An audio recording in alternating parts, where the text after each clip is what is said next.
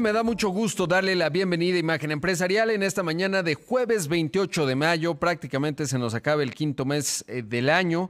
Como siempre, le invito y le felicito que esté aquí esta mañana, persistiendo con disciplina, como se requiere, y por supuesto con la información estratégica que usted necesita escuchar de negocios, economía y finanzas.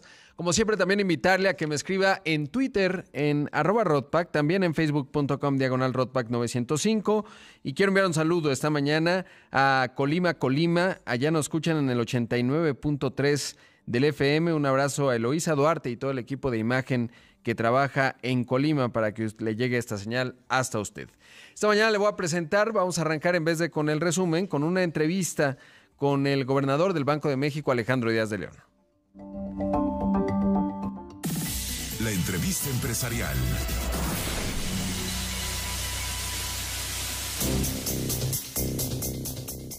Me da mucho gusto saludar esta mañana al gobernador del Banco de México, Alejandro Díaz de León. Ayer se presentó el informe trimestral de inflación, por cierto, en un formato novedoso en tiempos del COVID.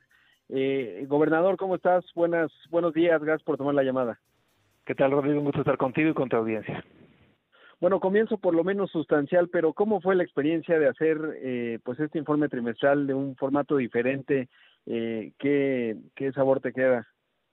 Bueno, inclusive te comentaría que el informe trimestral anterior fue justo hacia los últimos días en febrero y fue realmente unos pocos días antes de que se agravara pues toda la dinámica, así que es el primero que nos toca hacerlos con este formato.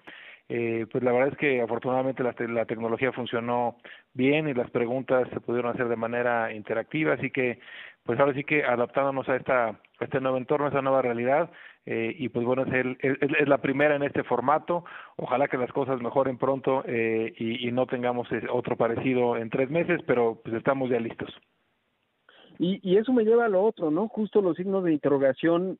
Por primera vez el Banco de México establece 3 escenarios. Normalmente se establece un solo rango y a partir de ahí pues se va moviendo, y en esta ocasión fueron 3 escenarios. ¿Cuál fue la lógica de plantear justamente tres formas distintas, una V profunda y luego una U? Bueno, un poco destacaría que refleja que no solo estamos en un entorno muy incierto y de una crisis pronunciada y que no, pues digamos que hay muchos elementos de incertidumbre y de poca claridad, sino que además es un choque en el que el origen no está dentro de la propia actividad económica o dentro del propio ciclo financiero, sino que es un tema de salud, es completamente exógeno a las condiciones que tenía la economía, la que ha dado la pauta a esta pues digamos que recomendación de distanciamiento social, etcétera, confinamiento, que ha detenido la actividad productiva tanto para la producción de bienes como para también proveer diferentes servicios.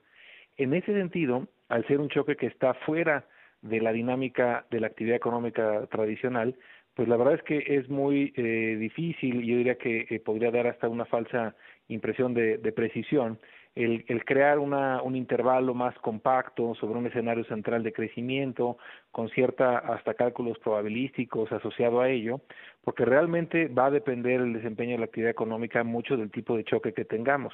Y el tipo de choque que vamos a tener, pues no es función de algo que podamos ver en la actividad económica, sino más bien de cómo evoluciona la pandemia y si hay algún tratamiento que pueda contribuir a mitigar sus efectos, o si llega a haber una vacuna en X plazo, etcétera.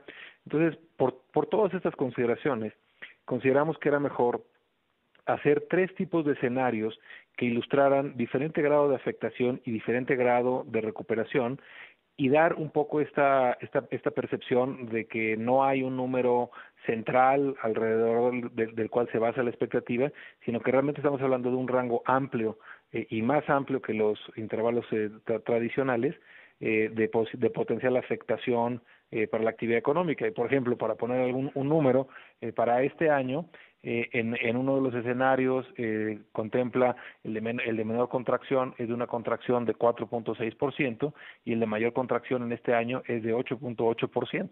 Es más de 4 puntos porcentuales la diferencia o la distancia entre ellos, y esto ilustra pues lo complejo de la realidad que enfrentamos, y sentimos que esto era pues un poco más pues reflejaba con mayor claridad el entorno que enfrentamos. Sí, y signos de interrogación porque incluso si hay rebrotes, por ejemplo, en Estados Unidos, su recuperación, que es tan importante para México, se entorpece y por lo tanto aumenta el impacto para nuestro país, o lo mismo si ocurre en México, o si la vacuna se tarda, como han dicho, 18 meses o llega a finales del verano, y este es el planteamiento. Ahora, ¿cómo pondera, digamos, la parte interna? Porque también hemos observado, viene uno de los recuadros que alimentan el análisis del Banco Central, pues el tema fiscal, ¿no? Y cuando uno ve toda la tablita con los distintos países, incluyendo Brasil, Chile, obviamente los desarrollados o China, pues se ve que la parte de apoyo fiscal mexicana pues es muy débil y eso sin duda, ¿cómo pondera o digamos en qué escenario se inscribe ese componente?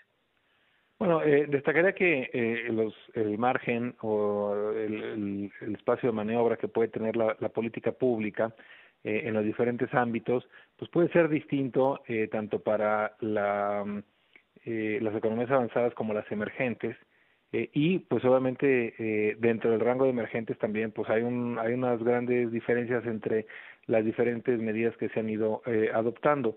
Yo creo que lo que es importante y pues es difícil hacer una extrapolación directa de algunos de estos programas, pero lo que es importante es en el lado de la actividad económica tratar de mitigar la pérdida de empleo y tratar de evitar la pérdida de entidades productivas o de empresas que no lleguen a la insolvencia.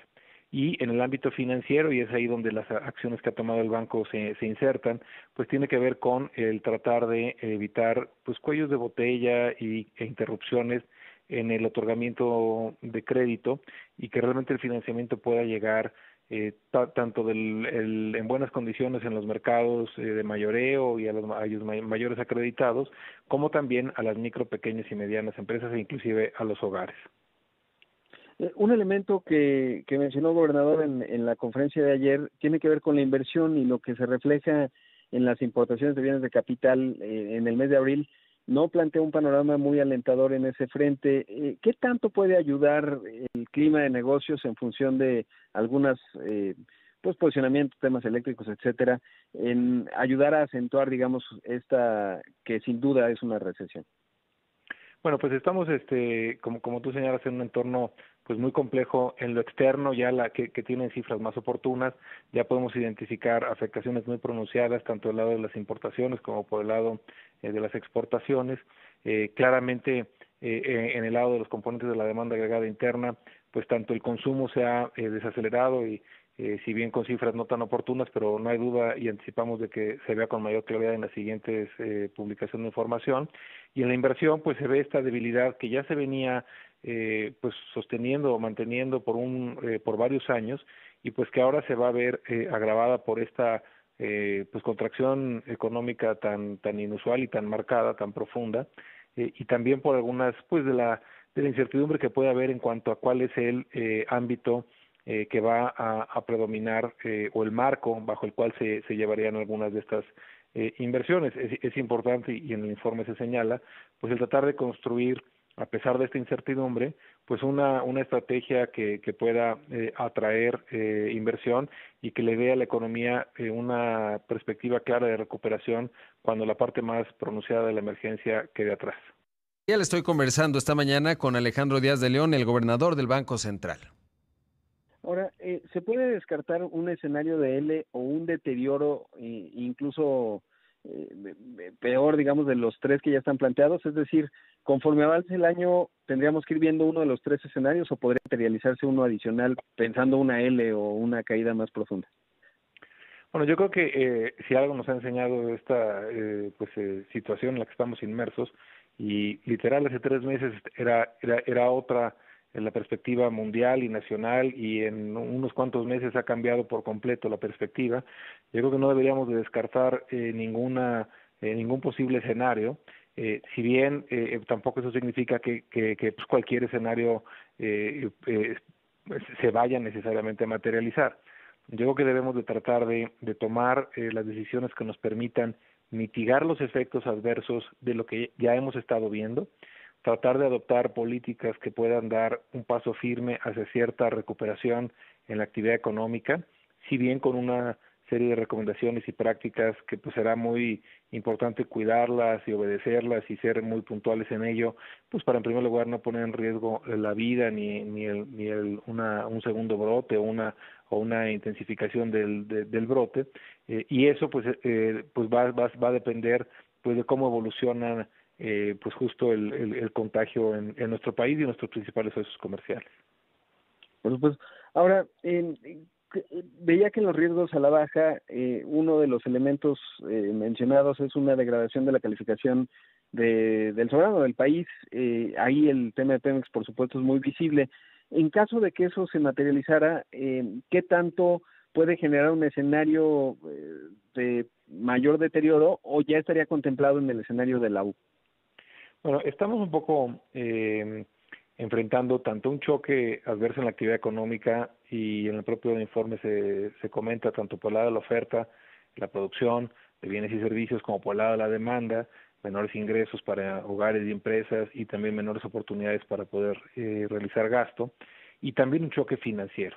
Y este choque financiero viene en dos componentes. Uno es el global, esta aversión al riesgo, esta recomposición de portafolios, inclusive reasignación de flujos de capital y salida o regreso de flujos de capital de economías emergentes hacia otras economías o activos de refugio, junto con también alguna afectación en las economías emergentes por un entorno de menores precios de materias primas, en particular menores precios del petróleo, que inclusive ya ha detonado a un amplio número de economías emergentes con revisiones a la baja en calificación soberana, en el caso nuestro también con revisión de calificación a la baja en petróleos mexicanos, y obviamente esto pues hace más difícil porque se incrementan las primas de riesgo y se vuelve más complejo el poder financiar tanto la actividad productiva en el país como algunas en lo particular, como podría ser petróleos mexicanos.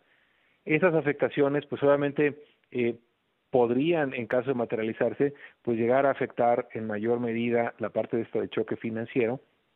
En las estimaciones que tenemos, son estimaciones a partir de ciertas afectaciones por el lado de la producción, y después digamos que se deja al modelo procesar esa afectación y con cierta gradualidad irlo revirtiendo con base a las condiciones que estamos observando al día de hoy.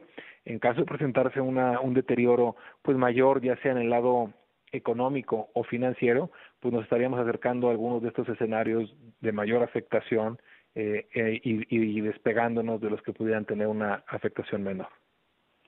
Un elemento que veía es que finalmente la deuda de México como tal, pues en su mayor parte está denominada en pesos, eso es positivo, pero ahí la vinculación de Pemex, que no es, que es una historia totalmente distinta, pues puede convertirse en un riesgo. ¿Cómo se ve en el Banco de México esta vinculación, digamos, Pemex, finanzas públicas, sobre todo porque pues las finanzas públicas parecería que por el componente de deuda no está tan complejo en términos de que está en moneda nacional, pero la de petróleos mexicanos es otra historia. ¿Cómo se evalúa eso para el Banco Central?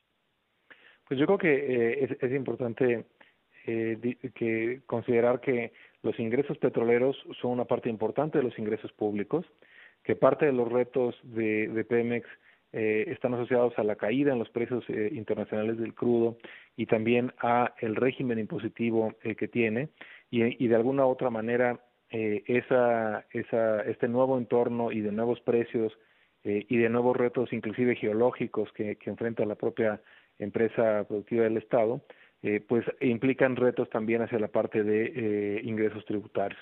Entonces, en este caso por la parte petrolera.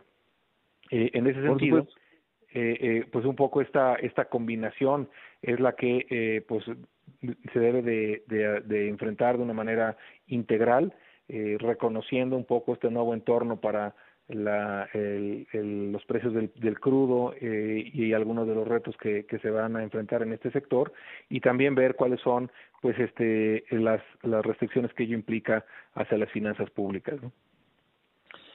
Por último, uno de los temas que platicamos la última ocasión pues tiene que ver con el precio de los alimentos. Ya salió un dato más de inflación y la inflación subyacente pues sigue muy persistente, no baja. ¿Cuál es la expectativa en términos justamente de eso? Porque además, bueno, pues más allá de la política monetaria tiene un impacto muy directo en amplios sectores cuya ponderación del gasto pues tiene que ver mucho con los alimentos, es decir, sectores muy marginados. ¿Cuál es la expectativa en términos de la inflación subyacente en el componente de los alimentos? Bueno, empezaría diciendo que la inflación en general ya está reflejando muchos de los retos y de los choques asociados a la pandemia. Por un lado, la importante caída en la inflación general pues refleja en gran medida la menor inflación no subyacente y en particular la caída en los combustibles y en particular en gasolinas, y esto está pues obviamente ligado a los efectos de la pandemia en los precios internacionales del crudo y de otros energéticos. En la parte de la inflación subyacente también se advierten dos elementos en direcciones opuestas.